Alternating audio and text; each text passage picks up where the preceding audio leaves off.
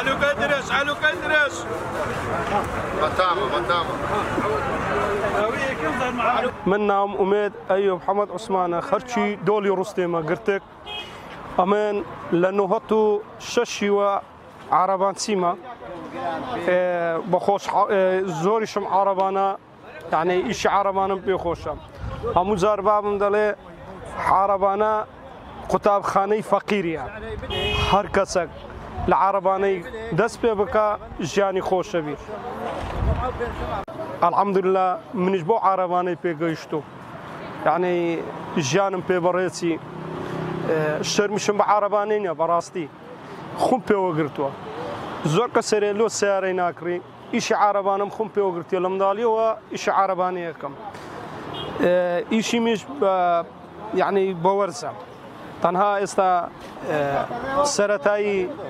فروشتني قرات يعني علو كيترش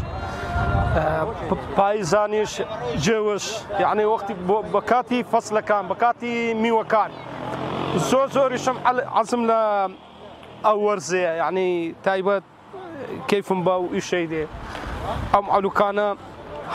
لسرتا قبي اجن توزك سعر كان ينقران اسا او ب 15000 كيلو 15000 ما مش او 6000 دينار اسماقه لمنزوزه خويا تيجي تامي خوش زور كز ديري امنا اسماقم او بايا زاريتي استا توزك سعري قرانا ب 15000 اما وقابي ب 1000 فروشي اوي ترشي خويا سماق لمنزوتي كلاوي دا كينو بيدا دا كين خركك قد بكنم دا توزك سرنزي راعشيشو دلي داسته مثلا سوقاب بها زاريا او بسيه زاريا باويش اويش ترشي كين اوش بها زاري دا فروشين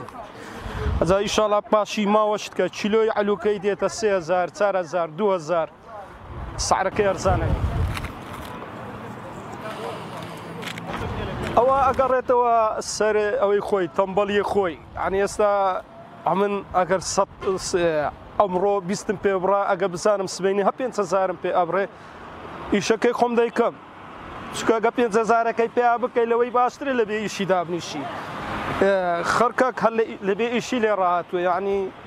عزيله دانشتني مثلا عزيله بروجك 6000 فيك اخ كاك الروجي 6000 في نابي اتو اورو بيستي فيك خو كريم لو بياني داي فيك خو كريم لو روجي باشتر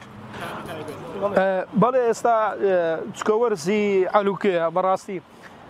خرشي مشلي راناتي علوكي بجرام كري مثلا وكو هوليرو سليماني بس 400 250 انا حتى علوكا ورزك توزك سعر كيدانا بزي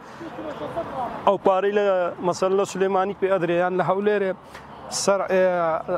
نرخ كي جرانا بس 6000 يا 200000 ليرة وباريناكا حتى هرسان نبي كسب نايكري تقريبا هو ساري خركك مراقي او معلوكي وينا خركك داي فروشي بيشتري حتى علوك التواو بينا جايبه ندات الشاري بلا ميسا بالعكس هو صار بكارشي بكروكيدين افروشن شكو سعر كيباش كيلو باستا سيازا